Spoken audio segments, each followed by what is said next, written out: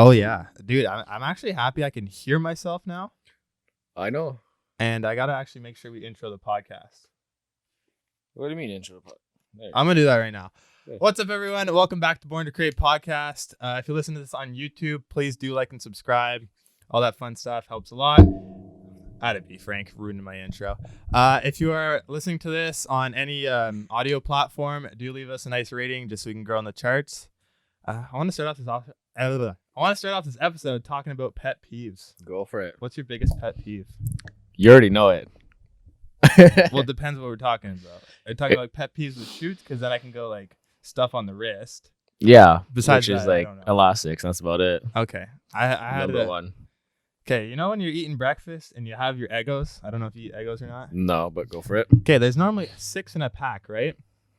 So, you take out 2 at a time, you put it in the toaster. Yeah. My mom takes out 1. Yeah. So then it's just an uneven amount. So then when you go to have your 2, you can't because there's only 1 left. That's what I got annoyed about this morning. What a guy. You probably had like 10 other boxes downstairs. Like, come on, I do. chill. Yeah, But chill. then I got to go get the box. So I just opened up a new box, left her the 1 left for tomorrow, and then I opened up a new box with 2. Wow, there you go. Problem solved, man. Yeah, but like, come on. Like, who just eats 1 Eggo and then leaves another one? You got to eat 2 if you're eating it. Jeez. That's what annoyed me this morning. That's what I wanted to start with. Okay. First world problems, man. Holy. It is. It really is. But let's get into this episode. Man. Introduce our guest. He runs the YouTube channel called Nomads with 1.4K subs. He also has his own blog called Life's Better Abroad. Welcome, travel filmmaker Jamey Lee. Let's get it. I'm not going to be able to talk today. I'm slow again. This guy on the lights, man. Oh, We look at this. got to hit the lights. Oh, the changing lights. We got to change the Oh, yeah. lights. We got All a right. fancy situation. There you going go. on Here. I try to be, man. Yeah. You know?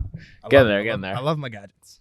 I love my gadgets. Yeah, man's a big gearhead. Oh, yes. Oh, yes. But yeah, that's me, travel guy. Yeah. So Awesome. Nomads, Life's Better Abroad, and There you James go. Life on Instagram for anybody watching. Yeah. Make sure to go check it out. Yeah. Some really dope stuff on there. I hope so. Dope I'd call them documentaries type of. Yeah, like Vibe. I treat my Instagram kind of like it's like a live blog of Yeah. like my travels, or if I have like old photos that I haven't shared yet, I'm like, oh, like what's the story behind this? So kind of There you like a documentary style photo and video collection. No, that's pretty cool. Yeah. Yeah. So how's your day going? It's going good. It's fucking far to get here. Yeah. Holy. I was like when Ace asked me to come on originally, I was like, oh, okay, cool. Like the guy's probably like down because I know you're downtown all the time for shoots. So I was like, oh, you must live somewhere downtown. And then I checked the next day. I was like, fuck, I Psych. can't bus there. Nope. I was like, we live just as far from the city, just in totally opposite directions. So Yeah. Yeah. It's a good thing I don't It's, live in like Kentville or something. Yeah. That'd That'd be. feels like even closer That's, for me. for you, it's closer. Actually, yeah, yeah. it probably is Yeah. too. But what is it that you love so much about like traveling? Yeah, so I've been traveling kind of with my family. This is probably about 2011. I was like 14, 15 at the time. We went on our first Europe trip then. And that was kind of like my first like initial exposure to like outside of North America and kind of knowing what like different cultures and places were like. And then I've always found like as you travel, it's really like anything, it's like really tough to appreciate how great that those memories and those moments are until like you're back. And then every time like we went on a family trip, I just wanted to like go back. And then eventually I started working more and more and decided to still live at home during university so that I could afford to like go to places myself. And then I took that sort of mentality of like understanding like how great those moments were while I was at home and tried to like really apply that while I was on my own in different places, and appreciate the memories while they were happening. And then it just became totally an addiction that I actually like, I'm not even lying when I say an addiction. Like I get like angsty if I haven't like gotten on a flight in like too long, or like that's kind of where I'm at the moment. Damn. Because I just know I can't afford flights right now. And, like, because I spent like a couple months traveling this summer, and now I got some gear to invest in. So Sweet. So how long do you go when you go on trips? Is it like a couple weeks, couple it months? depends on the trip. So, Okay. last year when I did Southeast Asia, that was nearly 3 months. solo traveling, which was sick. That's sweet. Yeah, that trip looks sick. Yeah, it's like still I think the best trip I've ever done. I did Peru this year for 2 weeks, and then Europe for a month, and then did a couple other small trips like Newfoundland, New Orleans, New York, which were anywhere from like 4 days to like 10. And then did Florida for like Easter weekend. Not everyone, like some of those were just like family trips, like Newfoundland and Florida. So I didn't actually like film much or record anything, but yeah, even though it's like it's the same kind of jitter I get just hopping on a plane. It's definitely like beyond a passion and kind of like an obsession at this point. Like Just like youth gear, man. What? Just like youth gear. Yeah, dude, that's a dangerous. that's a dangerous thing, because as soon as you become obsessed with anything, you just spend like all of your money on it, and you realize like, why don't I ever have money? And then you're like, oh wait, like I bought flights, or I bought a new camera, and I bought this like free new like monitor or tripod or something. Oh yeah, I actually saw an interesting thing, like a post the other day talking about money. It's like broke people spend the most money. Yep. I guess as a ratio. I guess, yeah, but I don't know. It's interesting. Like it's a good way to look at it. Yeah. Yeah. It's but then there's another quote I remember, and it's like, I think it went something along the lines of like, it's funny how as your income rises, so do your expenses. And it's like, yeah, like as soon as you start making a bit of money, you're like, oh, like maybe I should invest a bit more into like these things. Mm-hmm. I think the key with that sort of stuff is to really get into the mindset of like, and of figuring out what is an actual like investment and what are you kind of just like aimlessly spending your money on. But that's like a good way to look at it. But like for me, it's like, I don't want to like overdo it where I view every purchase as an investment, because then you're just like over convincing yourself that like this fucking Red Bull is an investment because it'll give you energy. I'll write it off on taxes. Yeah. Or it's like certain things, it's like shit. Like, I always look at flights as an investment because they take me to places that I want to shoot and then help me build a portfolio of things that I want to be getting paid to do down the line. But that's also like a dangerous game because they're pretty expensive. Yeah. So. Just don't go first class. Yeah. Very good. Yeah. Just learn how to like flight hack and stuff. Oh yeah. Yeah, that's true. If you guys know what flight hacking is. Yeah. You want to explain it? Yeah. So like for anyone listening, I don't do this. However, I'm open to it in the future. And basically flight hacking is utilizing credit cards to your advantage to get the most rewards out of them. So what a lot of people do is if they have like a consistent amount of recurring expenses every month, so business owners would be a really good example. You have a lot of things to upkeep, whether that's as a freelancer, you have to invest in gear or you have to pay certain taxes. You've got gas expenses. You just kind of stack all those things, renting gear or anything. And what you do is you basically put everything on a high rewards credit card. And then pay it off instantly. So you're accumulating just so many points from like signing up, from using those rewards as best as you can, going to gas stations that like double or triple your points. And then eventually you're not spending any more money than you wouldn't have already. You're just putting your money, or you're paying with it in a way that rewards you. And so people end up like getting so many points out of like having like 10 different credit cards for like different purchases and different things. It takes a lot of discipline because like if you're going to have that many cards, you got to pay them off right away. Your credit score can go down really low, but if you're really disciplined with it, you can basically go like first class, or like a lot of people who are really good at it, like fly first class pretty much anywhere in the world. Oh yeah, So for free then. Eh? Yeah, for free. Because it's basically their like recurring expenses pay for it. Damn. So That's through air miles then, eh? yeah, air miles, and a lot of it is like sign up bonuses. So like certain credit cards will give you like 30,000 points just for signing up, as long as you spend like $1,500 in the first month. But if you figure out a way to like maybe put your rent on that, not everywhere you can put rent on a credit card, but if you can, that's like a really great way to like get most of that, and then like just put your gas money or a bit of like your groceries on that same card, and you've met the minimum at least. Shit. So that's smart. I need to get air miles though. Yeah. Cause I keep going to Foodland and stuff. Do you have air miles? No. Probably get that. But, how was your trip like this summer? The super long trip in Asia there. So that was last summer, which was last summer. the best trip of my life. And the reason I say that is because like a lot of people are very hesitant and scared to do solo travel. Um, and I get it because you're heading to the other side of the world, going for literally the entire duration of summer, multiple months without any connection to the people that you know. So you are 15,000 kilometers from your family and friends. Like, even if you got friends on the other side of the country, they're still like 12-hour minimum flight away. Like, there's no way to like reach anybody.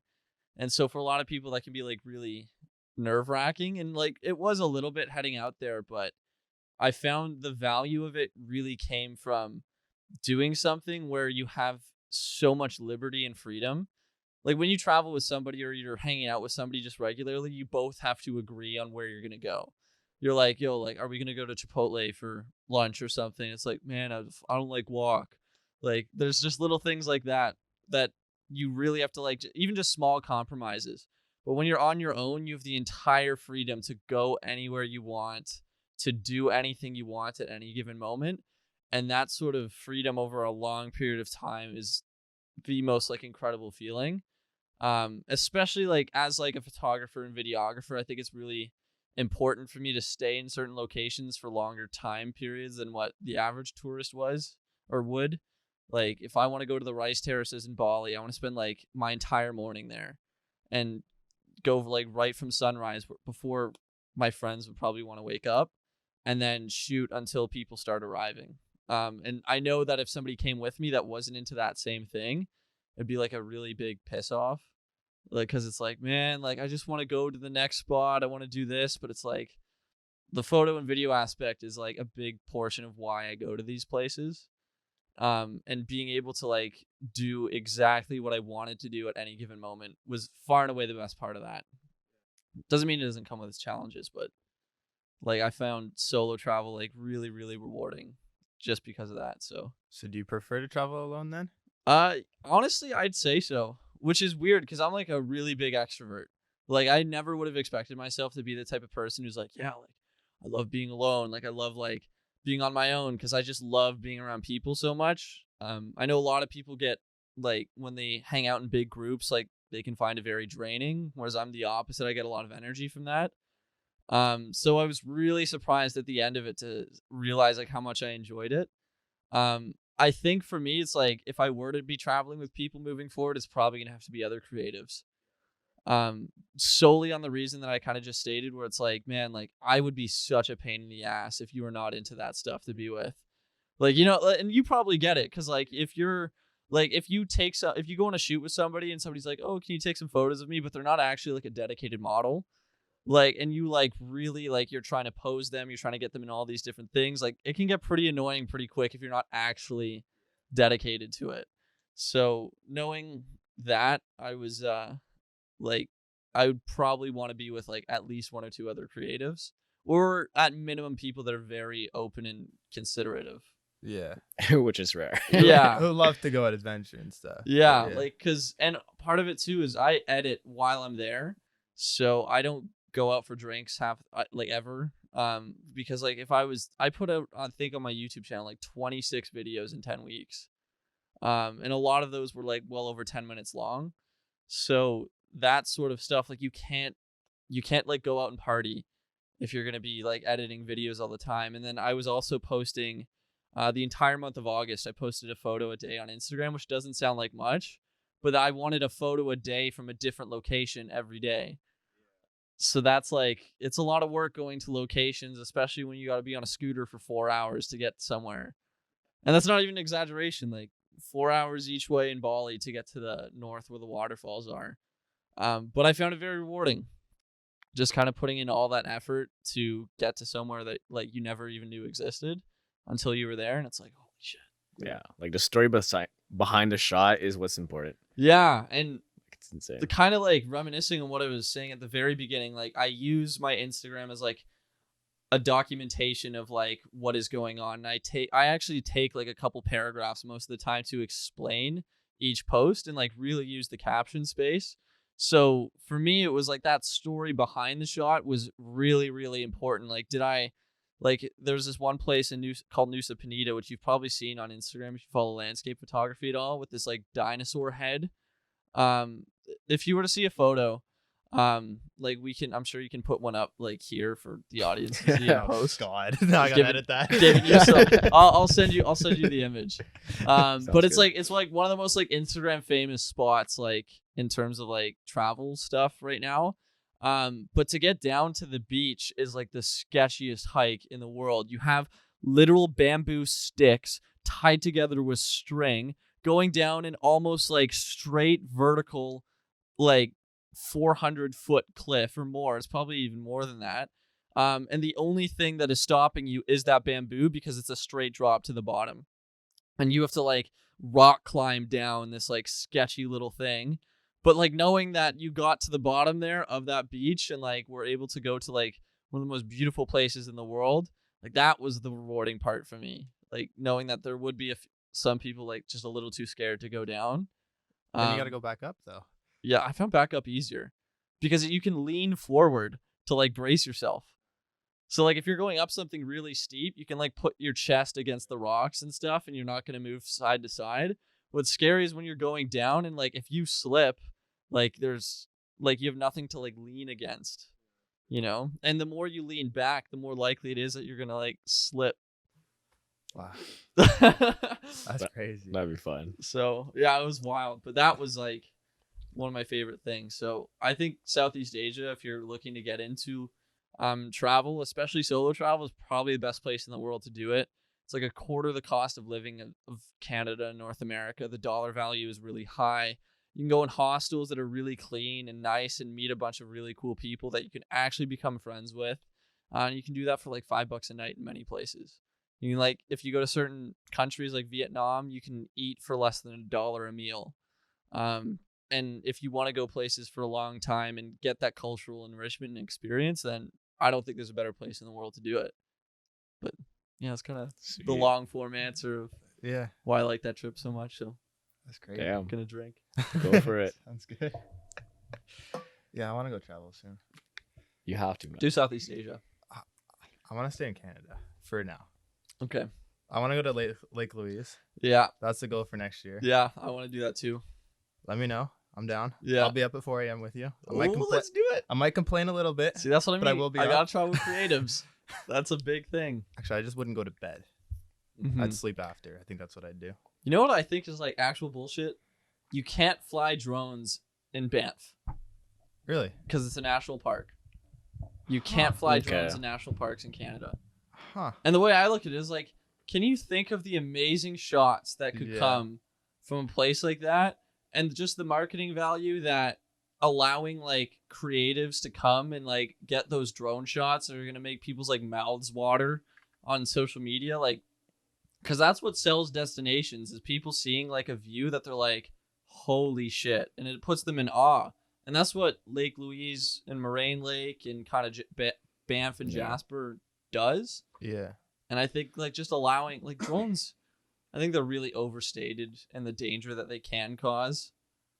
Yeah. I mean, obviously, like the airport stuff, obviously. Yeah. Yeah, Like it's that just- stuff makes sense. But a national park. It makes sense because if there's a lot of people, Yeah. somebody's bound to get hit. Oh, if exactly. they don't know how to And operate a cities drone. totally get it. A national park, if you're in the middle of nowhere in the national park, Then and you want to fly over like a lake, you know, and the only risk is your drone falling into the lake because there's not even people swimming in it.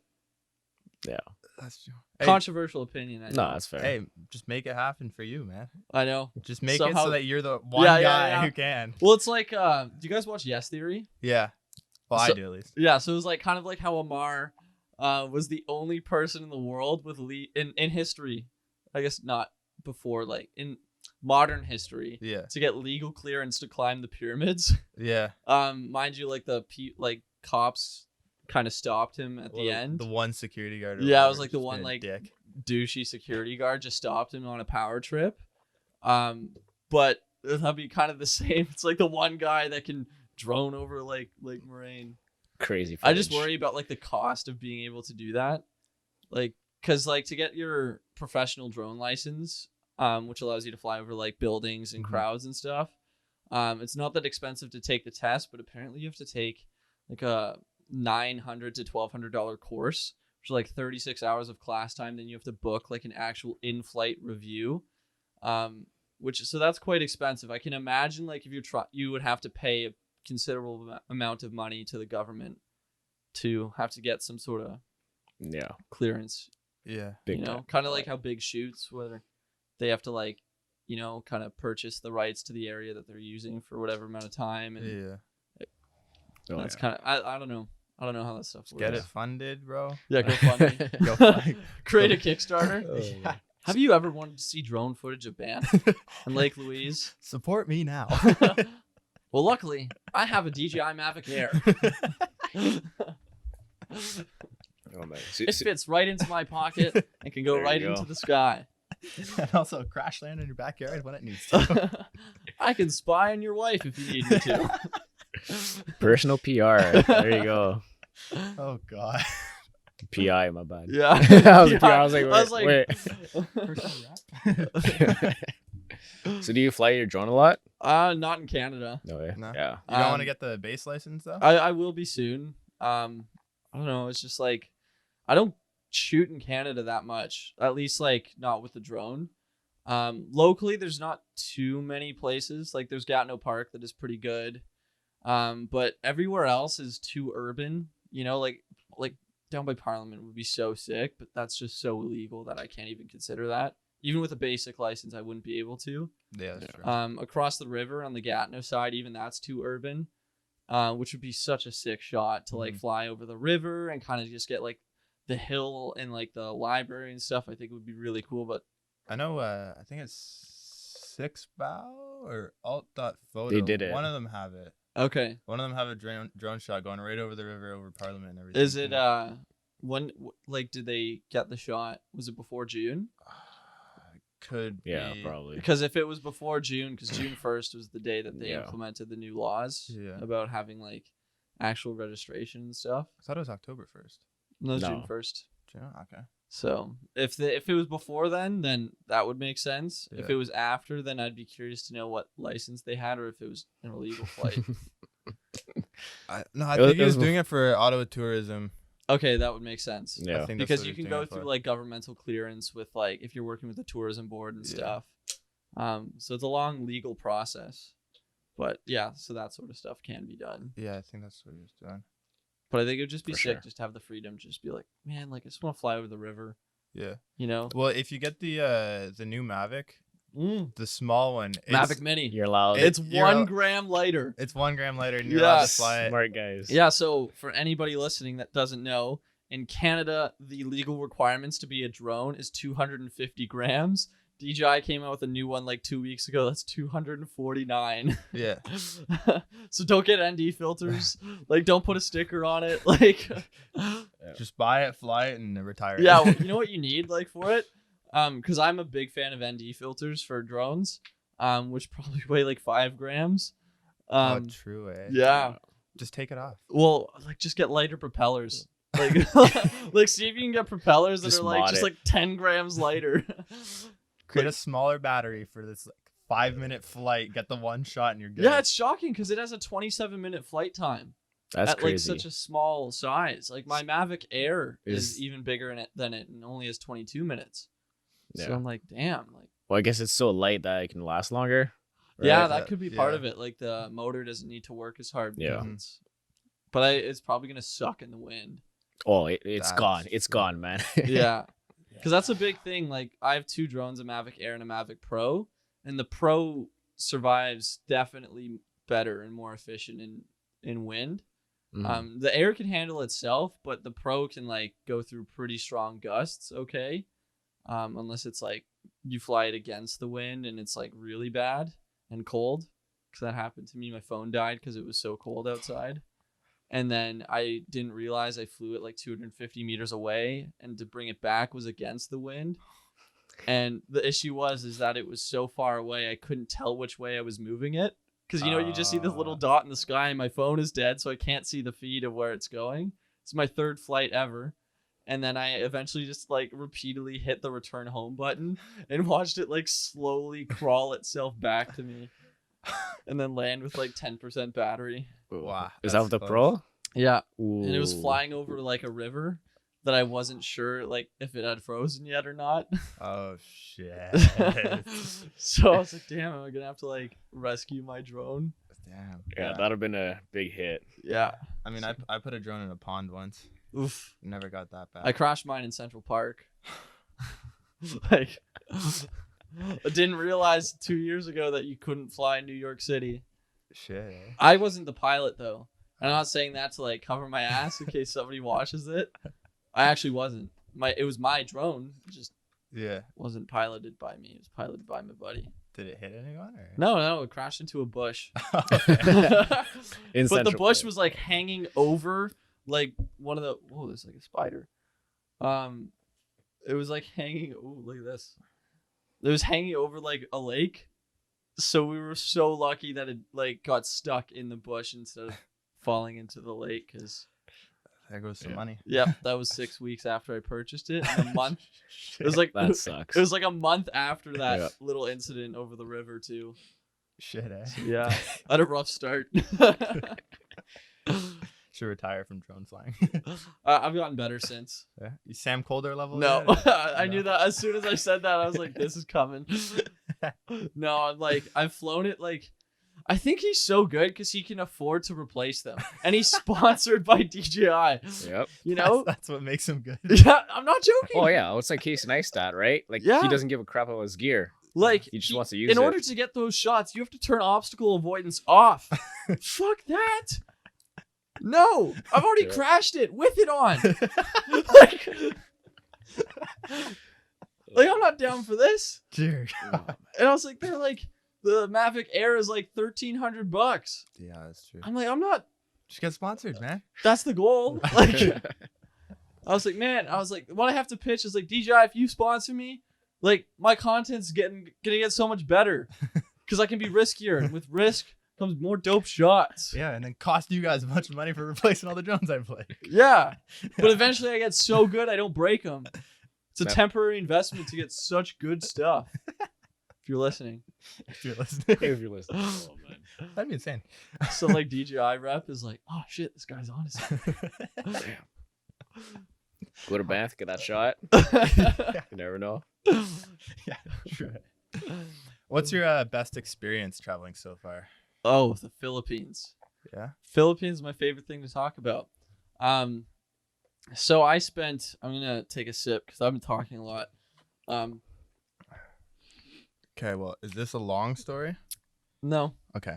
I'll do it in a couple minutes. I was Yeah, gonna right. say we might want to cut and then restart the cameras and then go back to it. We'll do that. Sure. Yeah, we'll do that. We'll cut Okay. for a second. Oh yeah, because you don't have continuous recording. Nah. Yeah, gotta love we that. got Canon DSLRs. Mm, Fun stuff. nice. Yeah. Yeah. So, as of right now, Philippines is my favorite place I've ever been to.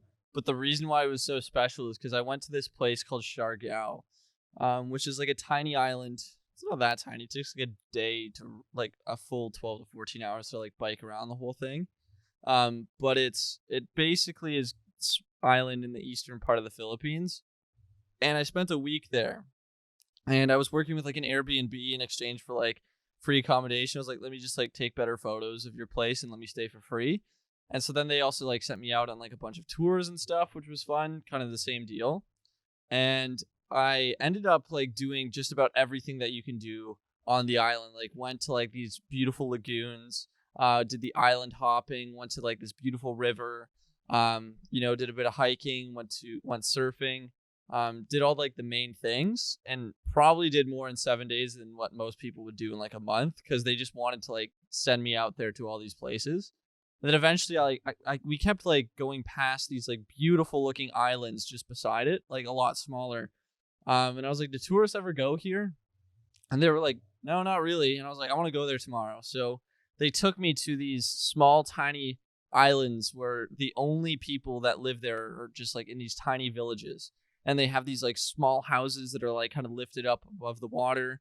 Really simple homes, just like a couple pieces of wood, like put together everywhere.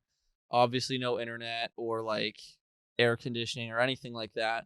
And the communities were ranging anywhere from like 35 people in them to about 600. So like really, really small. And I remember, and they were saying that I was the first tourist to ever visit these people. And I was like, Wow. what? And this is like just like a 20, 30 minute like boat ride away. And so I'm going there, and all the kids spoke English because they learn English like in school. And Filipino kids, and oftentimes just kids like as you travel, in more kind of Eastern countries, they can be very, very like excited to see like somebody in their home. And so I go there, and I have like this vlog set up, like the big shotgun mic. I've got the drone, and I had like 30 kids following me around everywhere, kind of just like wanting to be in the video, like taking my camera, like vlogging themselves because they'd watched a few YouTube videos before. And it was like the most heartwarming experience to have like like literally the entire community like following me around and like hanging out with me. And then eventually when I left on the boat to go back, they were jumping like off the dock and like swimming to like come get me back. And like, it was just the most like humbling and heartwarming experience I've ever had. And I think that's a big reason why I say like the Philippines is my favorite country I've ever been to, because the people there were so welcoming and warm. The kids are so much fun. And it's like cheesy to say, but you go to certain countries and, you know, like people in Canada do like to complain, especially in Ottawa. I think that's kind of like Ottawa culture, is like just complain about everything. And then even though you have so much, but these kids, like they don't have that much, you know, like they don't have phones, they don't have laptops, they hardly have access to the internet ever, but they're extraordinarily happy and fulfilled. And it's very like touching to see that.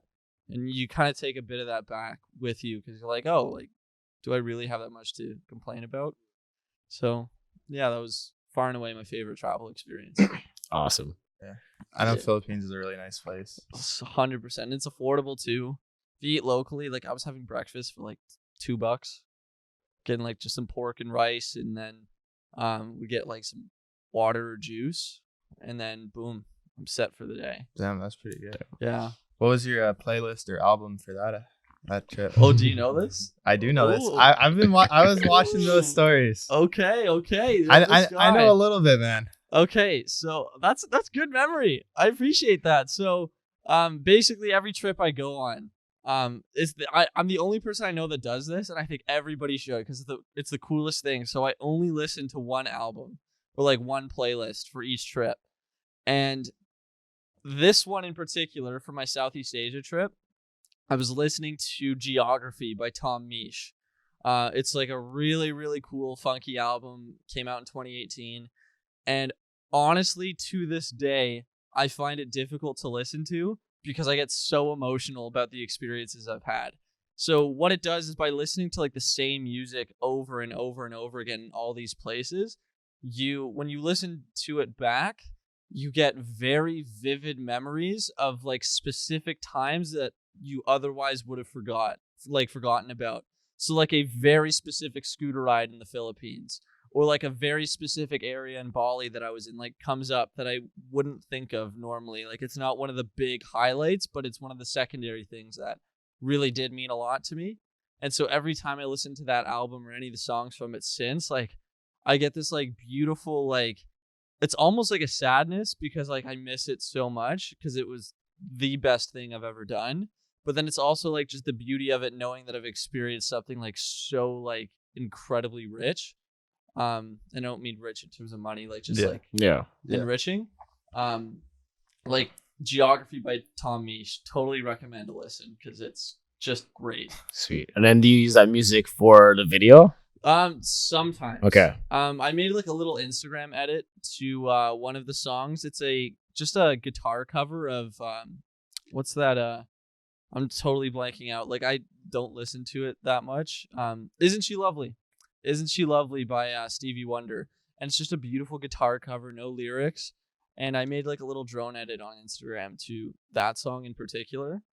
Because I just felt like it has like a tropical sort of vibe, and I was like, oh, this like beach in Thailand like just fits it. So yeah, so for the most part I don't, but sometimes I do. Is like what kind of how'd you get into that? Like listening to a certain thing? Like what kind of, did it just spark up in your memory or your mind? No, so like what happened was my first trip ever, or no, second trip with my family to Europe was in 2012. And we went all over Europe. We did like Germany, Austria, Czech Republic, Italy, France, Spain. I might even be missing some. But anyway, so I had an iPod Touch at the time, classic 2012 status, and I on my iPod Touch I only had like 15 songs, because I just like had so much memory caught up in apps, and I think it was only an 8 gig. Oh, Yep. So I was like one of those, and at the time like 8 gigs were like kind of the standard. yeah. And so I would basically listen to those 15 songs over and over and over again. One of which was Paradise by Coldplay. Okay. That was kind of around the time it came out. And then I remember going back to high school. Oh, what kind of burp? It's all good. That's the kombucha coming out. But I remember going back to high school and I would listen to that song and I'd remember the train I was on in Austria heading to Salzburg and like looking out the window and it was like raining in the Alps, with like the kind of clouds just rolling through. And those were things that I otherwise wouldn't have remembered unless I had like that song associated with it. And I was like, damn, like how cool is that?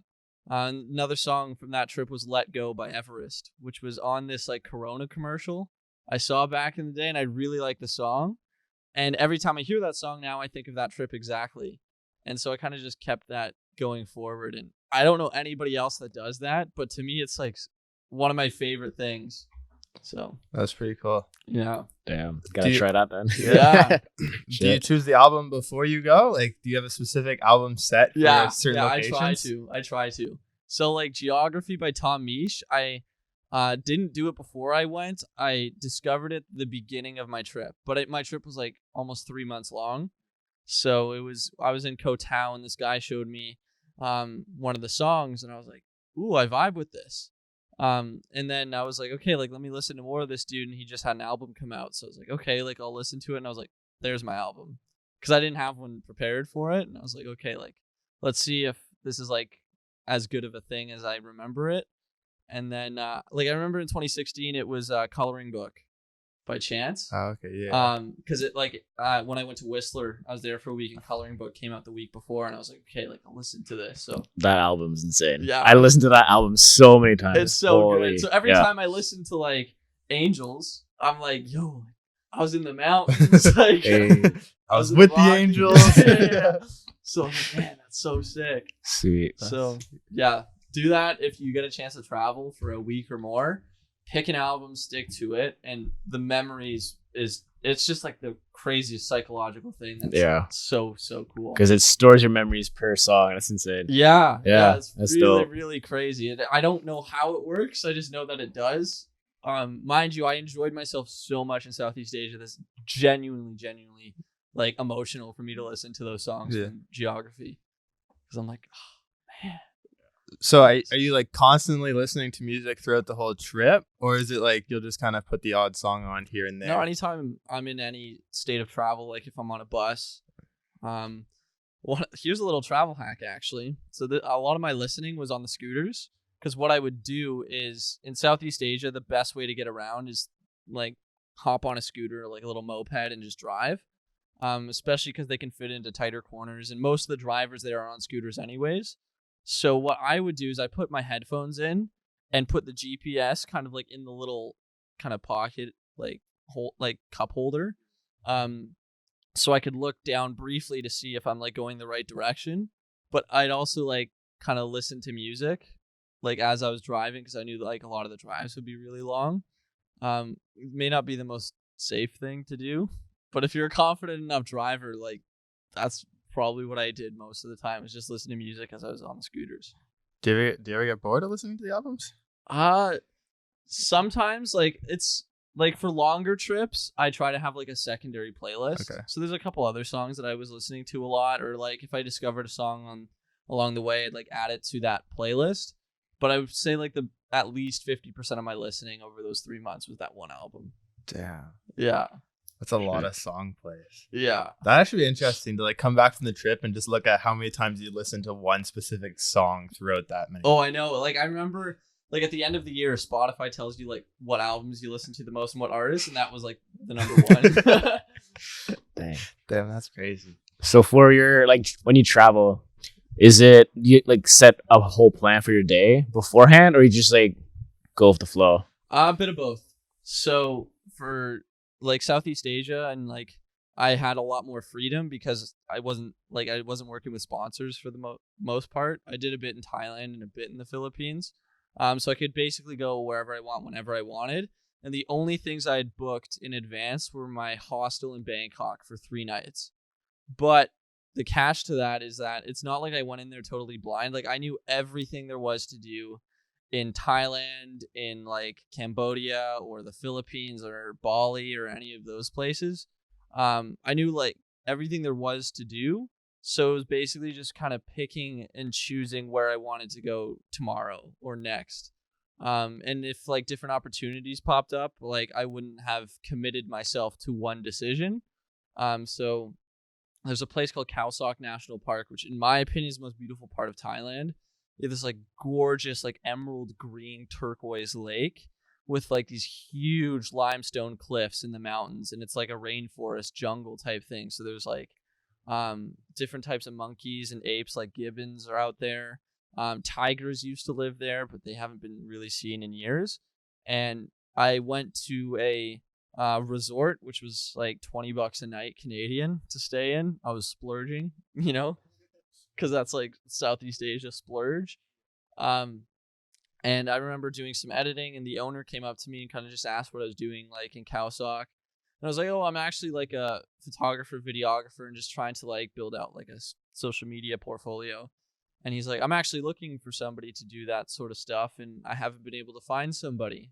And he offered me 12 days, so basically 2 weeks of free meals, free accommodations, and free excursions in exchange for just like taking me places to go shoot.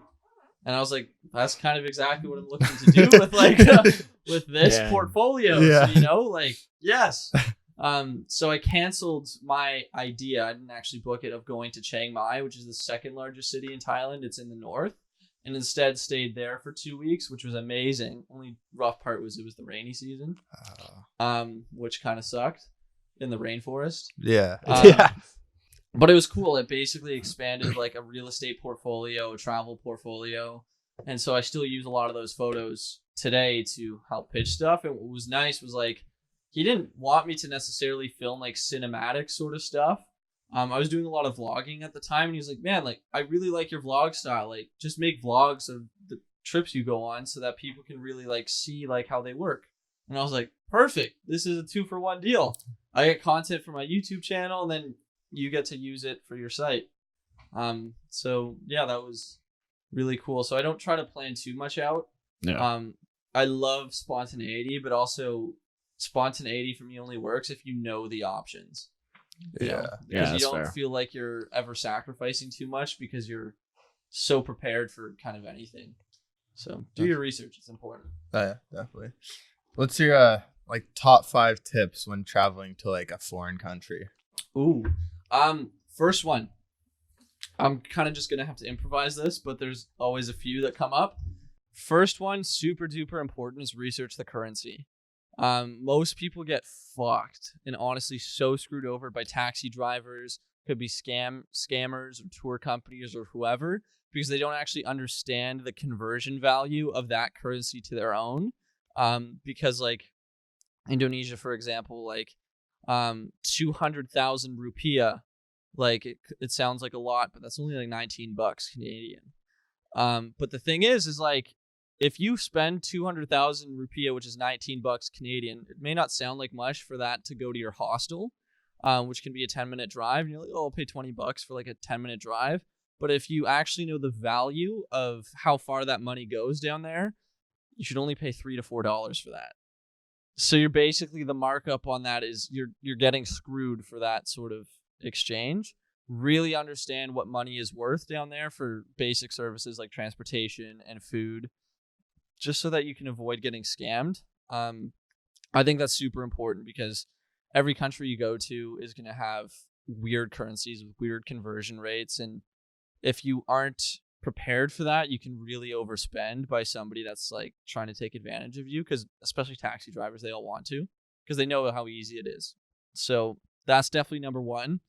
Number two is embrace the other culture.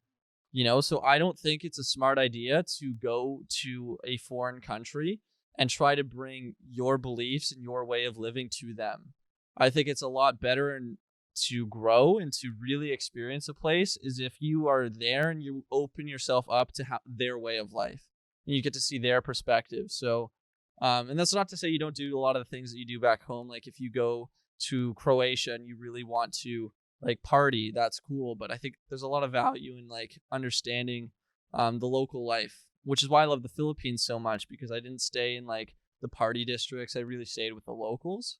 And you learn a lot more about yourself and about people and kind of about the world that way. So yeah, know your currencies, experience kind of like the local culture. Three, what would be a good third one? Third one is like kind of going back to what I said, would be like do your research of like all that there is to do in the area that you want to see. So knowing your options is huge and it's very empowering. So if I go to a place and I'm like, okay, like I know if I go here, I can go scuba diving, but if I go here, I can go hiking. And if I go here, I can do this activity. Then you're really allowing yourself to stay in control and feel like you're not missing out on things. Because the worst feeling is when you don't have enough research done, you don't actually know what options you have, and you realize you missed out on something that you would have loved to do because you just didn't know about it. So do that research. So that's three. Two more. Two more. I think also language is important. You don't ever need to be fluent in most countries, but I think at least have the courtesy to learn how to say hello and thank you. It goes a long way. It's also a big sign of respect in most places, so it's like, even if you don't speak the language and you go to South America, like say gracias. I'm lucky enough I speak Spanish, which is kind of cool. I learned that in university, but I think it's just a simple courtesy to know the basic things, as opposed to kind of just like going in there. And it's kind of similar to what I said before, like adapting to their culture as opposed to trying to impose your own. Then I think actually the fifth one, and I think this is very important, is leave places better than you found. Whether that's like if you see like an atrocious amount of litter, I think it's in our duty to take a bit of it back, or find ways to kind of like help out the areas you're with, or spend your money locally when you travel. I think is a big thing. Like it's probably better for you to go to a local restaurant than it is to go to a chain like a McDonald's or a Starbucks. That might be easier, but you'll save more money if you go to like a local place and get more of an experience. And if you can, like if you go to a beach, don't litter. If you do, bring it back. And even just bring back a little bit more than you put down. So yeah, I think those are pretty solid 5. Yeah, those are some good tips. Yeah, there you go. Definitely gonna keep that in mind next I was time really I on the travel. spot, but I pulled through. You got this. I pulled through the W. We'll put you even more on the spot later with lightning round. Oh, okay. I'm excited for that. You ever have any troubles at the border or anything like that? Yeah, Morocco. Yeah, like going there or coming back? Both. Oh shit. Okay. So I didn't realize when I went to Morocco this summer that drones are illegal. So I went in with mine, and they're like, "What's this charger?" I was like, "Oh, it's for my drone." And they're like, and they all looked at me like 10 like customs officers that are like, "A drone?" And I'm like, "Oh shit!" I was like, "Is this bad?" Like, and they're like, "Sorry, but we are gonna have to confiscate your drone. They are illegal in this country, and we cannot allow them. We are gonna have to keep it here at customs, and you're gonna have to come back on your way out of the country, with this paperwork and present it to us, and then we will escort you to your flight." And I was like, "Okay, but I'm not flying out of the country." I was like, "I'm taking a ferry back to Spain," because it's in the very north of Morocco in Tangier. And they're like, "Okay, well in that case, we will get a man or woman, but there's only one girl working there. So we will get somebody to escort you to the ferry and make sure that you are not staying in the country with the drone. Holy. And I was like, Jesus Christ. So you had to go wherever you're going, come back to them there, and then go to the ferry. Yeah. Holy. But here's the thing. I come back a few days later because we only did like 3 days in Tangier and then went back to Spain. And then it was a different guy who was like kind of the customs officer and like the captain. And it was so frustrating because he didn't speak any English like the other woman did. And my taxi driver didn't speak English, but he spoke Spanish. Okay. And so like I'm like semi-fluent. So I'm like explaining the situation in Spanish and he's like responding to me, but it's clear that his Spanish is really good. So it's like it's not like fully clicking. And then eventually he kind of tells me, he's like, yeah, so the customs officer's an asshole. That's what he said? Yeah. And then he's like, he's just a dick and he's not going to allow you to leave the country by ferry. And so I'm like, I have to get a flight. He's like, yeah, you're going to have to get a flight to Gibraltar later. I was like, that's not even the city I'm flying. I'm like taking the ferry back to. Yeah. It's not that far, but I was like, okay. And then I was like, how much is that going to cost? And then apparently the guy's like, if you buy right now, it's $1,000. And I was like, no, I'm not spending $1,000 to do a 25-minute flight. Yeah, that's fucked. You know? And then he's like, well, if you wait till 3 p.m., it'll be less. And I'm like, how much less? He's like, probably like I think he said like €100. I'm like, big difference. Yeah. And I was like, why is it cheaper the closer to the flight? Yeah. And I was like, because I guess rules just and regulations just that's what they say as opposed to like a strict process, you know? So they don't have, it's not like Canada or the US where it's like a strict guideline they have to follow. It's like however they feel that day is how they're gonna treat you. Jeez. And so and this, by the way, so you said like purchase your flight at 3 p.m. I'm there at like 6:37 in the morning. Oh my. Yeah. So, I've had to do that before. So I waited till 3 p.m. in this tiny little airport. It's a city of over 1 million people, but has an airport with 3 gates. So I was like, how does this make sense? You have 1 million people, but only 3 airplanes can be here at the same time. So I get it. It's like €120. Which is like $200 or more. I think it was actually closer to $200 to $250 Canadian that I spent to do a one-way ticket at 5 p.m. to Gibraltar. That was like a 28-minute flight. And I was like, are you all because I couldn't bring my drone, my little Mavic Air. I've been on a rant all day today about drone regulations. But I was like, man. And I was so looking forward to like flying over some camels and shit.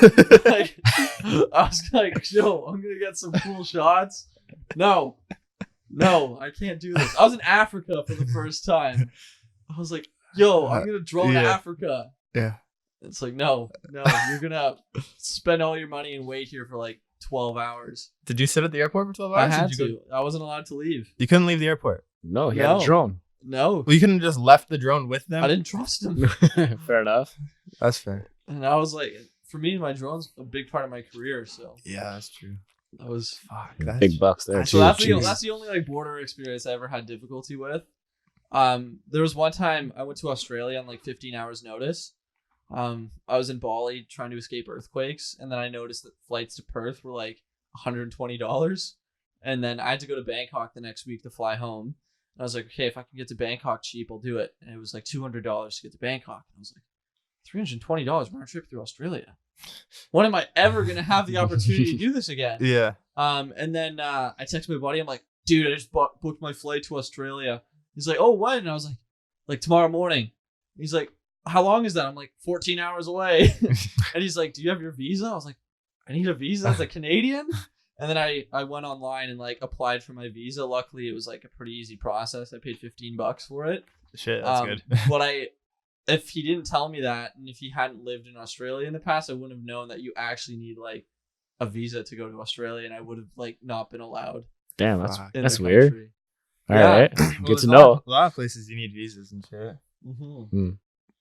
But that's one of the things with travel is like there's so many like hidden costs and like hidden troubles that like you wouldn't think of unless you've really, really experienced like doing it a lot. Yeah. It's like visas in Australia as a Canadian, I would have never thought that would be a thing, but turns out it is. Yeah. The more you know. Yeah. The more you know. Yeah. Who kind of inspires you? I've got a lot of inspirations. Obvious is Sam Colder. Yeah. That's A lot of his like him and I are the same age, both Ontario kids. So there's a lot of like just like similar upbringing. So that I find really interesting. Yes Theory is a big one. I love Yes Theory. I'm a big fan of creators, creatives, businesses, entrepreneurs that really, really stick to a core message and a purpose and a why. And I think they probably do that better than almost anybody on YouTube. Like their branding is just so incredible beyond Seek Discomfort. Like the fact that people get their logo tattooed on them is quite incredible. So it's beyond like their ability to storytell. It's their ability to connect with an audience that I think is remarkable. Going back to my mountain biking days, Sylvia Films was my favorite like production company for mountain bike edits. So before I started even doing video and stuff, they were the people that I developed my eye from. So that's really big. Photography, I'm a big Emmett Sparling fan. If you don't follow him, you should. Emmett_Sparling. He's a young photographer. I think he's like 22 from Vancouver, and he is genuinely one of the best landscape photographers in the world. And he does amazing portraits too. As well as Sasha Juilliard I'm a big fan of his. He's another really, really great travel and lifestyle photographer. There's like a ton of others I could mention, but those are at the moment kind of the big ones. So Sweet. I need to check some of those people out. Yeah. I don't know who they are. Yeah, I'll send you Emmett and Sasha and a couple other people that I'm big fans of. So Nice. Sounds good. yeah. What gear do you normally bring with you? Trusty Panasonic G7, fat kit lens, 14-42. Oh, still on the kit lens, eh? Yeah, yeah. Panasonic kit lens is pretty damn good, to be On the honest. That's fair. speak for the GH5. Oh, okay. You know, like this is like the sister cam of the GH4. So Okay. it's like Okay. it's a terrible setup. And then I've got a 25mm 1.7, which is like a 50mm equivalent. So it's kind of like Panasonic's Nifty 50, which I love. GoPro Hero 7 Black, big fan. DJI Mavic Air at the moment, big fan. So yeah, that's kind of my setup. Getting an A7 III in the not too distant future, hopefully. Dream setup would be like A7 III, 16-35 2.8. I just like as a landscape guy and travel guy, like wide lenses are my shit. And then like maybe a 70-200 or something. But 7200s are nice, man. yeah. Especially like 72-200 is just a good investment because it opens up your opportunities just to like shoot things really well, just being far away. Like if you want to do weddings just as a side hustle, you need a 70-200 because like you can't just be next to the bride and groom the whole time. Yeah, or at least like a 135. Yeah, you need some sort of tele lens to really punch in. Yeah, just so you can have the wide angle, medium, and like the close-ups. Yeah, and it's like, especially like just put it on a tripod and just focus on them. Because I've shot a few weddings before, and it's like, it is like very uncomfortable when like they're going over their vows and you were like directly beneath them. You know, because that's the only way you can get like a close up if you don't have something else. So just having that option to like just be in the back and like, I'm out of your way, I can be peaceful. And then usually you can charge a lot more if you do weddings that way, just because you're making people a lot more comfortable and you're more easy to refer. Yeah. So Yeah, because I had that one event, was it last week or the week before? Crazy big event, and then the photographer, well known apparently. Oh yeah. So he has two self-proclaimed, well known. I don't know, I've been told. Yeah. So he had two newer lights, just like the flash lights, right? So there was like 2 or 3 speakers at the front. He's legit maybe like a foot away with like a 35 or a 16mm. I'm like, what are you doing? I was behind him trying to take pictures because I was hired to take pictures. So I'm like he's in my way, blocking the whole view. That's another thing. Like you don't want to piss off like the people that are also shooting the event. So if you're shooting the video, like don't piss off the photographers, you know? Yeah. And vice versa. If you're the photographer, don't get in the video people's way. Oh, exactly. Like And Like had my spot, like he had his camera back. I was like set up on the side. I was like, it was perfectly set up. yeah. Like, so he has his space. He moves all his gear to the front. I'm like, I can't see shit now. Yeah, and like or even Fuck. events is a good like thing to have 70 to 200. Like Big if you're time. filming like DJs or like artists and stuff, like it may not be easy to get right beneath them or to be on stage because especially if it's a smaller venue, like there may Mhm. not be that space. If they have a band and stuff, and it's like okay, like you don't want to be like in front of the drummer, you know, kind of blocking the audience's view of like the rest of the members. Yeah.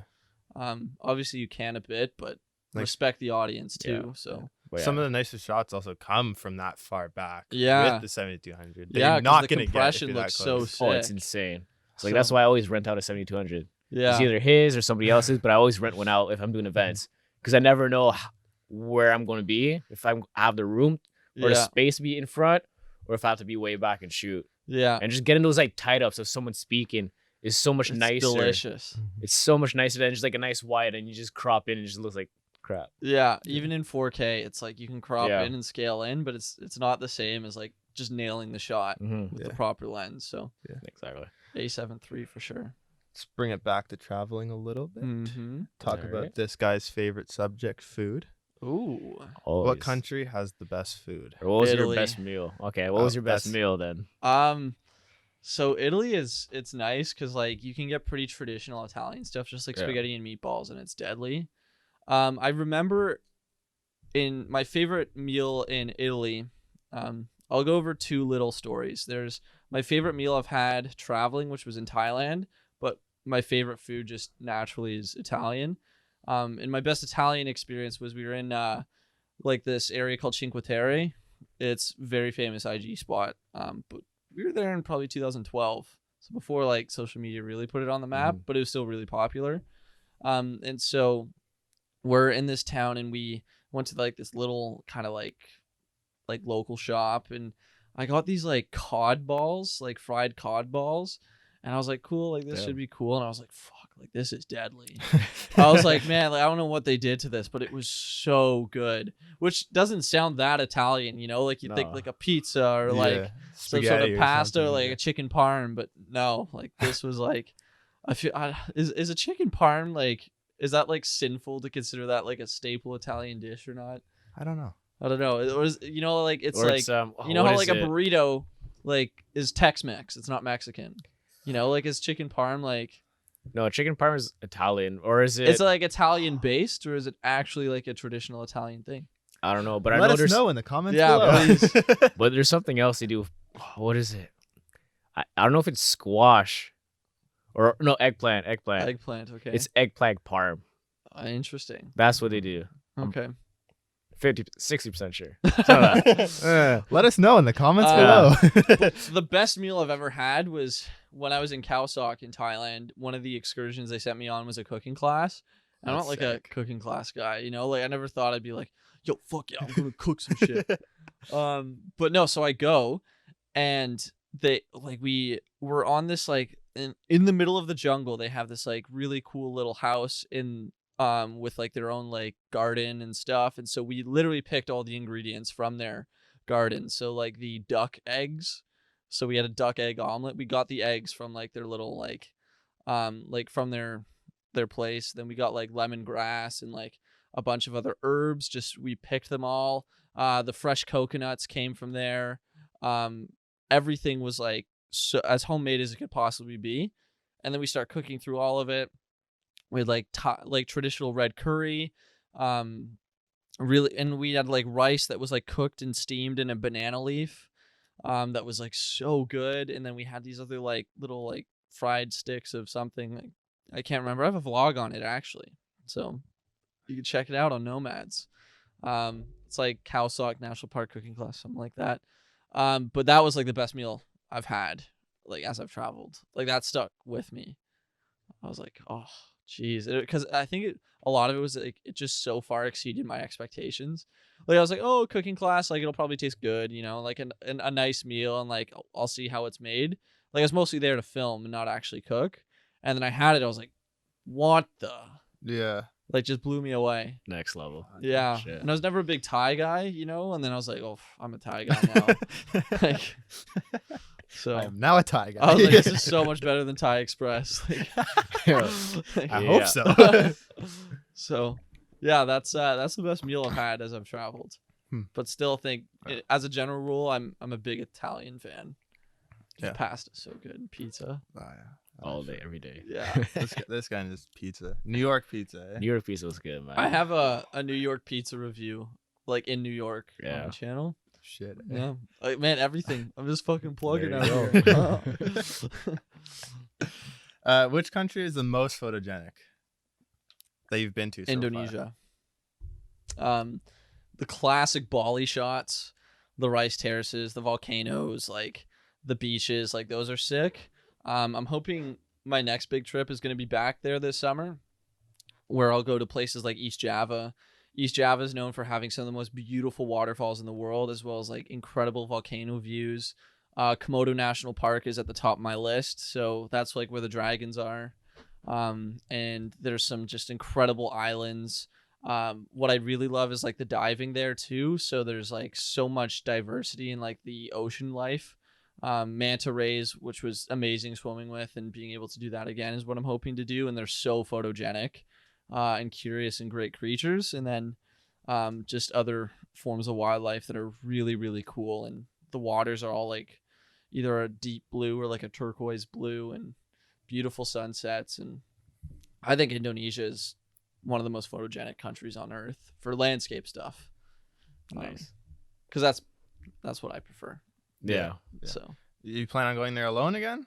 actually no, going with friends this time. Okay. Yeah, so a couple creative friends, which will be fun, and then maybe like we'll post up in like a villa in certain places, and then split time between villas and hostels. And then what's nice is I'm the only one that's been there, and I was in Bali for nearly a month, so I have a really good understanding of the island. So it's like I'll kind of be like a guide Yeah. in that role, which will be fun. So That's pretty cool. How long do you plan on going for? 4 to 6 weeks. That's not too bad. What I'm hoping is that like at my marketing job downtown, I'll use my vacation time plus like a couple weeks of just working remotely.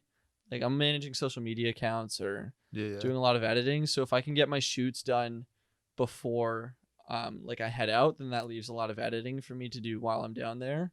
And I can still manage like clients in Hootsuite and that sort of stuff, create calendars and send them out, which is like a lot of it I don't necessarily have to be at the office for. Yeah. As long as the Wi-Fi is good.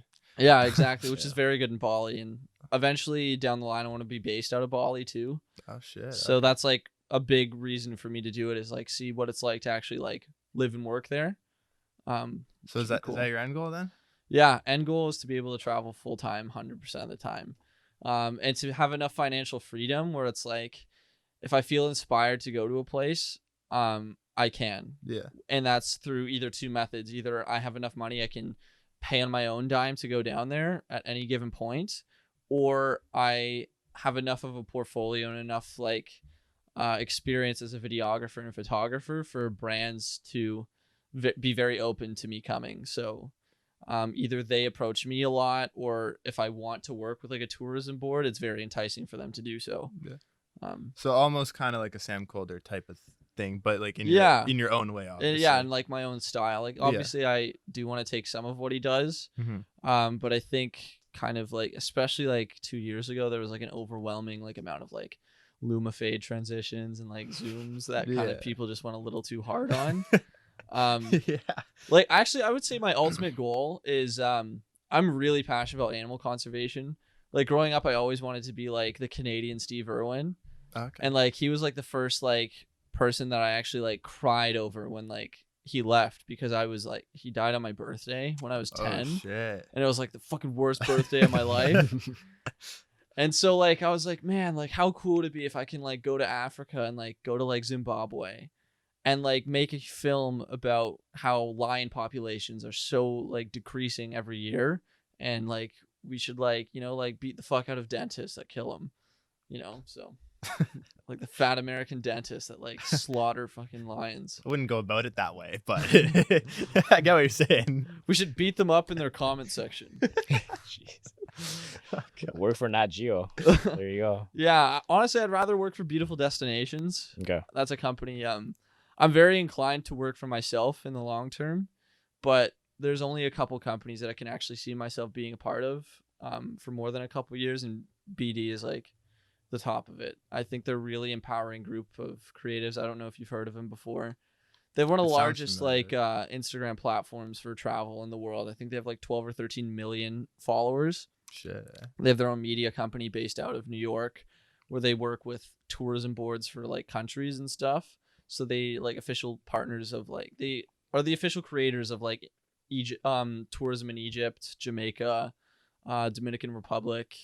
So like big contracts, big, and like the work that they produce is incredible. Sam Colder actually started his traveling stuff by being a videographer for Beautiful Destinations in 2016. Shit. And then his personal brand was built so high during that time that he left to do his own thing, which he's done incredibly well with. Yeah. Same with, do you know the @Jacob? Yes. Yeah. His So- girlfriend is Haley, right? Ex-girlfriend now, Oh. but yes. Okay, I did not know So that. But he's one of the best landscape photographers in the world, and he worked there for 3 years as their like content lead director. So like they produce like some of the greatest like minds within the field in the world, and they come out with like just incredible work consistently. They're really empowering of like climate action, reducing plastic pollution, as well as like just empowering women, especially female creatives, which I think is a big thing that I really hope to see moving forward in the 2020s, because a lot of guys like us that are really into it. yeah. I think more so in the travel and like landscape place, there's a few that do it incredibly well. But for the most part, it's very male dominant. And I'd like to kind of see like, I think it's going to be really cool to see like some women just do some like really cool things. There's this girl, she just got featured on them. She works for them, Claire Thurquette. And she's like just incredible. And so seeing that, I was like, man, that's cool. And they have just a bunch of programs like that. It's really nice to see. Well, there's the one girl that worked with Yes Theory whenever they climbed the world's largest Sorella pyramid. Moore. Yeah. Yeah, she's cool. Seen her in a couple of ads. On Yeah, YouTube. she's like just a very talented creative, like the really unique like selfies. She like takes like really like just like incredible. She's like mastered the art of the selfie beyond just like pointing it at your face and kind of taking it. She'll like set her camera on the other side of the room, do like really unique poses while addressing like the decor in the room to look just a very unique aesthetic. And it's just like, it's incredibly creative to see what she does. Like, I'm so downplaying it by describing it like this, but if you actually take a look, you'll be like, whoa, it's really, really great work. So That's sick. You have any projects you're currently working on? yeah, like a ton. So I had my first like big sponsor was in Peru in June. And the company rebranded itself, and it took them like 6-7, like almost 6 months to like officially tell me what that rebranding was going to be. So I made like what I think is my best film ever.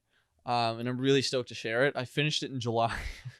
But now I just have to do a couple adjustments that they've rebranded and then export that. But I also have to make 7 videos for them.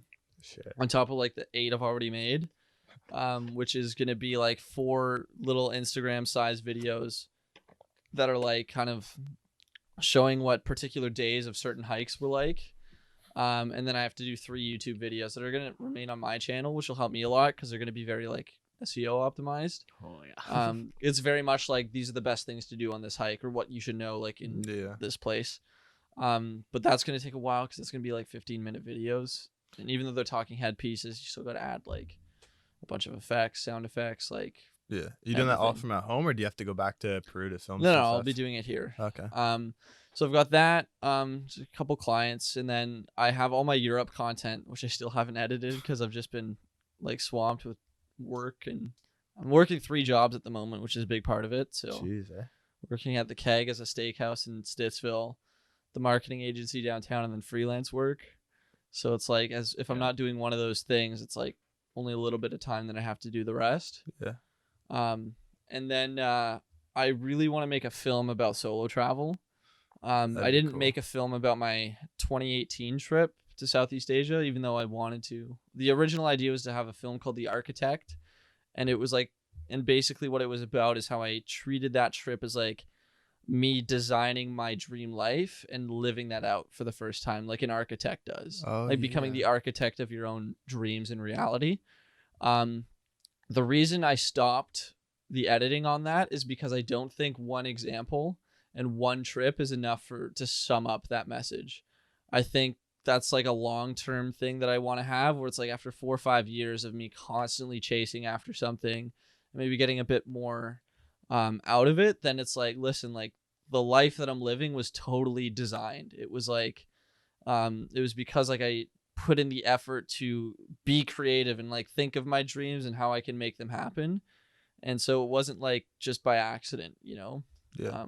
So that's one thing, but I think a solo travel film within the next like 4 months is something I really, really want to do, because I've got like the Southeast Asia trip. I've done Europe and Peru and a couple other things. So, and I know how much it means to me to do solo travel. And like, I think if I can tackle that in a way that's going to be honest but interesting, it'd be a lot of fun. That'll be sick, man. Yeah. Let us know when it drops. Yeah. I want to see that. I shall. So 100%. Guys, stay tuned. yeah, Yeah, I don't know when it's going to be. I haven't wrote a script. I haven't done any of that stuff because I'm going to be narrating and that sort of stuff. Shit. So, I'll hop into lightning round. ooh, Give me 2 seconds. Wow. Or 5. There you go. Oh. Got lightning around, bro. We're all that's- set. I'm scared. This guy's figuring out the lights finally. I Yeah. know it's about time. Only took like 5 episodes. All right. All right, so 10 questions answered off the top of your head. Okay, let's do this. All right. Famous person you'd like to meet or take a photo of? Ooh, Anna Kendrick, big Anna Kendrick guy. Don't know who that is, but I Have you seen Pitch Perfect? no. Maybe. Yeah, Not a you big probably know movie her to guy. recognize her. I think she's so cute. I was like, I just date the shit out of her if I could. Like, so it's like, yeah, I'd take a selfie with her. And then date the shit out of her after. Like, If you're listening, hit him Yeah. up. Best piece of advice you've received? time is the most valuable asset that we have.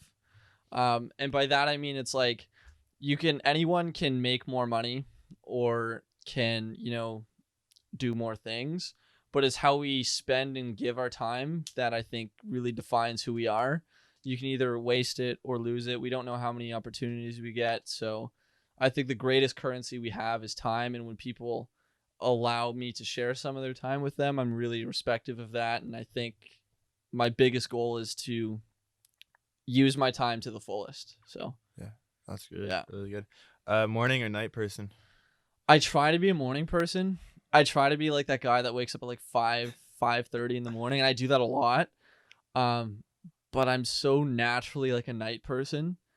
I'm like, so currently night, but I'm really hoping like just to change my habits to I feel you on that, dude. be a morning guy. I'm in a bad sleep cycle right now. Yeah, it happens, especially freelance. Yeah. If you could live anywhere, where would it be? I'm gonna go with Bali.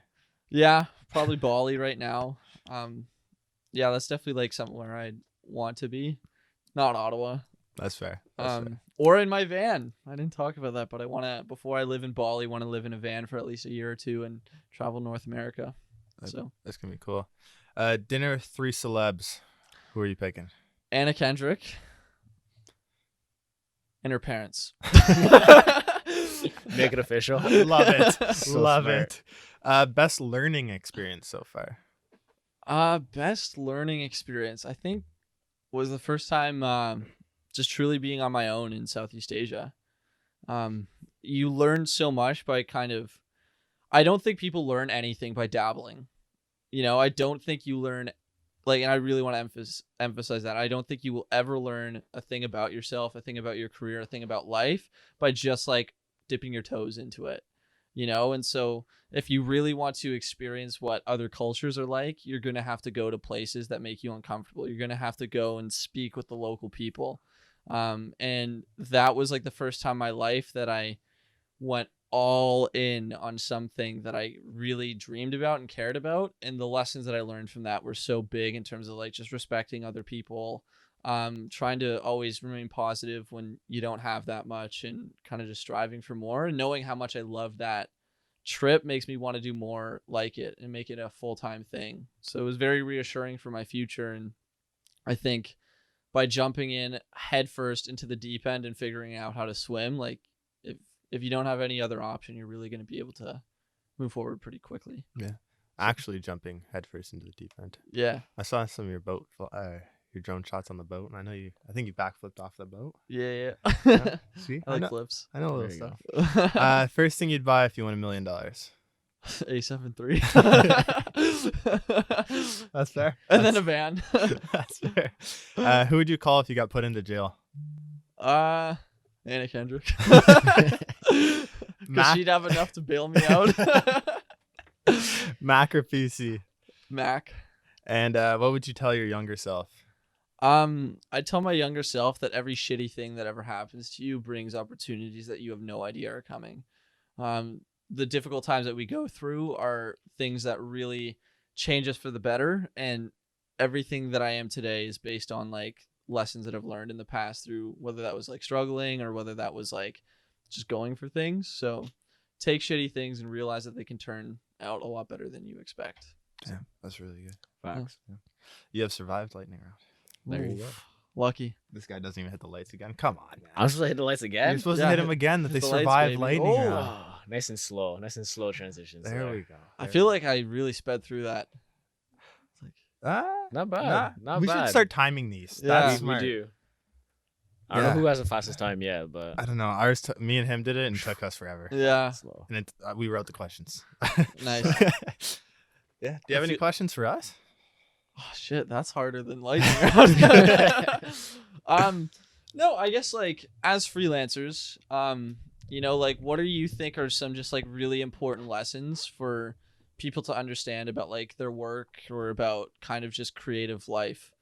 Like, you know, just like some key takeaways of what you think are kind of like the commandments of freelance. I'd say one thing is like know your value. Mm-hmm. Yes, in a way, like sometimes you may need to undersell yourself in a way to like get that job if it's something that you really need or really want to do. But It's like desperate. it's desperate, but like also realize that that job may potentially make you more clients. Yeah. Get you more clients in the future. Like right now, I'm shooting a video for a barber I'm going to be shooting a video for a barber who like has his own business and like runs his own shop and stuff like that. And I'm doing it for free because I want to do it. And I know that need to level up my work to then gain those bigger clients, you know? Yeah. So I know my value, but I still need to do stuff for free to be able to make Intelligently more money picking and, like, free work. exactly. Yeah. So I'll add to that, like with the couple sponsorships I've had recently, like Peru was with a company called Conde Travel, who's now turning into Mega Expeditions. I did that in exchange for just like kind of the same in Kawasaki, like free meals, free accommodation, and free excursions, because I knew that the portfolio I had of travel work and making travel films was very weak. And how can I pitch to a company that I'm a really talented videographer in this space if I can't back up what I'm saying, you know? And so I did that in Peru and Croatia this summer. So hopefully moving forward, I only have to do that a couple times, if that. Yeah. You know? And then you can start getting paid. Yeah, and then it's one of the things I was saying on Dax's podcast, shout out to Dax Brule of Shutter Talk. And it kind of goes to what you're saying about like valuing your work. With creative work, it's so interesting because you can really tie your value to the result that your product is going to bring. Yeah. As opposed to the hours that you put in. So you can be like, man, if I'm making $30 an hour, that's pretty good. And yeah, that's not bad. You know, it's more than most jobs will pay you, even $50 an hour. And that's pretty, like, you can get there pretty quick if you do an hourly rate at $50 an hour as a photographer, video guy. But what you have to realize is, like, let's say you charge $50 an hour to do a real estate shoot for $1 million home. And that home, that real estate agent that's hired you is probably going to be taking in a conservative estimate of like $30,000 commission. You know, so if they're taking in $30,000 of commission, and based on the hours that you put into making that video, you charge $200 because that's how many hours it took you to film and edit it. You're underselling yourself because you helped this man make $30,000, and that he may not have made that right away if you didn't come in and film that, or he may not have sold it at all if he didn't have that piece of marketing content. So for you to charge anything less than say like $1,500 to $3,000 on that sale wouldn't make a lot of sense. No, 100%. So tying your value to the results as opposed to the hours and time and the value of your gear is like a long-term formula for making more money. No, exactly. Yeah. Or Or else, on this? or else everything's calculated. That's the thing, Yeah. right? Like if I bring it back, even just like design wise, like let's say I'm making a logo for you, it can take me 5 minutes to make a logo. Mm-hmm. But The that Nike swoosh. exactly, it can take Literally, like, it's insane. It's a check mark that's rounded. Even look at Supreme. Yeah. like It's a box logo that says Supreme. Yeah. Like it could have taken me 10 hours or more, or it can take me 5 minutes, but the result is the same. Yeah. And the value is insane. Yeah. So like, If you're making a logo for a multi-million-dollar brand, why would you charge anything less than $30,000-$40,000? if not more, like exactly. You know, so, and I think that's where like creative business gets like really lucrative once you get really, really good at your craft. Because when brands, like the biggest brands in the world, know that you bring a lot of value to companies, like that's why Casey Neistat gets paid like deep into six figures to do work with Samsung. Yep. An example I think I used before was like Peter McKinnon. Mm-hmm. I'm sure you guys follow. Like, you know, the backpack he came out with? Yep. So I don't know how he got paid, whether they paid him up front or gave him commissions or both. But that man has so much influence over people purchasing products and recommending products to people that they, I think, got like $3 million or close to $3 million in Kickstarter revenue. It was insane. I don't know if it's more or not. So like, let's just say 3 million to like, because like, if it wasn't there, it's pretty close and it might be over. Their So, goal was like 165,000. Exactly. They hit that with I watched the video whenever it dropped. Yeah. And I think they hit over that within an hour. Exactly. They were at like $700,000 in an hour. So if you're Peter McKinnon, why would you take a deal less than $200,000? You know, just to work and make your own backpack. Mhm. So like, and he could have, I don't know the industry well enough. I don't know exactly, but it wouldn't shock me if he gets paid $150,000 up front plus commissions on every sale. Oh yeah, or a part of the company or something. Like, Yeah, Mhm. some at that sort of point, it's equity. insane. Yeah. And that's where creating brand is so powerful, because when you get people like Yes Theory or Peter McKinnon and they have audiences that don't just follow them, but like really are like a part of like that journey, Mm-hmm. then that's where you can like really, really sprout. That's over 4,200 backpacks. Yeah. It's insane. Yeah. That's crazy. And they were up to their goal within an hour. And here's the thing, like that's just Kickstarter backpacks. They're going to sell backpacks when they're not on Kickstarter too. It's not even launched yet. That's Yeah. just money to make them. That's Yeah. That's just, here's our money to support what you're going to do. Yeah. What you are going to do. Future you is going to do. Insane. And that product could be on the market for 2 years and be successful or more. Camera bags don't tend to have like as much longevity, like that are probably going to make like a Model 2 Mhm. at Yeah. some point in a couple years. Wouldn't shock me. Why wouldn't you? Exactly. Like, You know, like that's pretty common for people to kind of be Mhm. like, oh, like this is like the V2 of it all. Yeah. no, his backpack's sick. I kind of want to buy it, but I don't have a reason. It dropped $700 on a backpack. It's so expensive. Like, Have you seen the backpack and everything? yeah, it's sick. It's Sweet bag. It's sick, for but travel, but like I'm not spending that I- much money on it it. would be a great backpack for you. Oh, it would. But that's like, I'd rather approach like a small company Yeah. and be like, hey, like, just send me a free bag and I'll like, you know, it'd be sick to like add it to my portfolio. And the worst cost is the free, them giving me like a free bag. Like you know? I'll pay shipping. Like Yeah. Yeah, exactly. That's like the worst cost that they assume. And then if I create a piece of content that they can market or create like an ad out of, you Yeah. know, where they're like, oh, like we love this. Like we're going to put some money behind this video on Instagram to help us sell more. Mhm. That's kind of what I lean a bit more towards. No, that's fair. I don't know if it's going to happen that way, but that's kind of another type of free work that I'm open for. yeah. And just be smart with your money. Yeah. Especially as like a freelancer, just be smart because when Yeah. tax season hits, Don't be the guy that buys all the gear. don't pull an ace.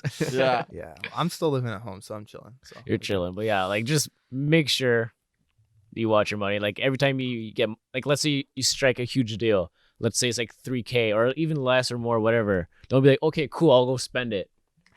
at least put like 25 to 35% on the side. Just I think it's always really do it. smart to like just never your income is great. Like the best feeling is like income inflation when your income starts to increase, but lifestyle inflation is a dangerous thing yeah. because everybody's like, oh, I'm making more money, I can afford more things. But it's like, if you're doing that, are you actually making more money? Because you're just drastically increasing your expenses every month, and that's kind of risky. Exactly. Matt Diavella, minimalism. Yeah, well, yeah. I've seen his stuff. Well, dude, like one thing is like, you live like you're rich, you stay broke. You live like you're broke, you get rich. You know? Yeah. Yeah, like Very simple but good way to put it. every time you have to buy something, go to look at it. If you're doing like Amazon purchase something, Yeah. look at it. Do Don't your bring review. Don't bring up Amazon. I know. Same here, man. Same here. But like, Just delete the app, please. oh, I should. I really I'd save should. so much more money. You should like put In a like way. if there's a way to like be like set up on your computer, be like, okay, like I have to restrict my Amazon time to only on Thursdays. That's still dangerous, dude. Because that's like I guess freelance probably not the same case, but if you do it like the day before you get paid, like only use Amazon before you get paid, you know? Yeah. Yeah. But yeah, like just Imagine if you could Go tie watch it to your your money. bank account where it's like if I haven't like if I got paid today, then I can't use Amazon for the next like 7 days. Like, We're on to something. I feel like that would be something that would actually save a lot of people. Amazon would hate us, but like, yeah. But then you'd only be purchasing things that you know like you need and can't afford. yeah. Impulse buys are dangerous, man. Exactly. So always like Just give the yourself a face that day, Ace man. makes, he's like, I Oh, know. he Well, I'm Couple literally times. just looking around right now. How many like film cameras is that? So that's 2 Polaroids right here. Yeah. I've owned 3 of them Okay. because they keep breaking, and Ah. I'm too lazy to send them to Mississauga to get them replaced. So there's that. Yep. That's like the only actual like manual all film camera. Yeah. There is the point and shoot Yep. jeans Disposable camera, cameras. disposable camera. You can I just Fujifilm. buy these to mess around with. Yeah. Classic Walmart guy. Obviously, you got the GoPro back there and Yeah. Couple lenses. a couple of lenses. Yeah. Nice. Anything else you want to talk about? Not really. That's pretty much Anything else you'd like this to talk covers. Oh, I think this is a good place to wrap it up. Yeah. It's been a long one, but good. Yeah. good hour and a half. Yeah. Yeah. Solid. It's not bad. It's not bad. Pretty good. Thank you guys if you are still listening to this, which I hope you are, because it's a really good episode. Thank you guys for tuning into this. Thank you for stopping by. Appreciate it. Make sure to like and subscribe. You know, Mhm. smash that subscribe button, 2019 style. Steal Yeah. Peter McKinnon on that one there. Punch a notification bell. Yeah, do all that stuff. If you're listening to this on iTunes or on Spotify, do leave us a nice 5-star rating or whatever rating you feel like this podcast should be rated at. It does help a At lot. least 3 for this episode alone. Yeah, just for you. Yeah. Just give them a 3. At least. At least. Feel free to be generous. Yeah. Tip. Yeah. Leave a tip. Send us some money. No, I'm joking. Yeah, you can find the podcast on Instagram at BORN2CREATE podcast. Make sure to follow that and hear 2 what... with a number 2. Yes. To see what we have going on and the polls that we can be creating for future guests and stuff like that. Mhm. You can find me on Instagram at acef.media. You can find me at François Mittens. And where can Holy. people find you? Holy. At James Life. Life is with 1 extra E. Lifee on Instagram. You can find me at Nomads on YouTube, capital everything, and lifesbetterabroad.com. If you want to just quick and easy access, go to the website, and my YouTube links, Facebook, and Instagram will all be linked there. You can see some of my blogs, my galleries, and that's where I live. Should definitely check Awesome. out some of his travel videos. They're pretty sick. I appreciate it. No Yeah. problem, man. Everything will be linked in the description. Thank you guys for listening. Peace out and stay woke.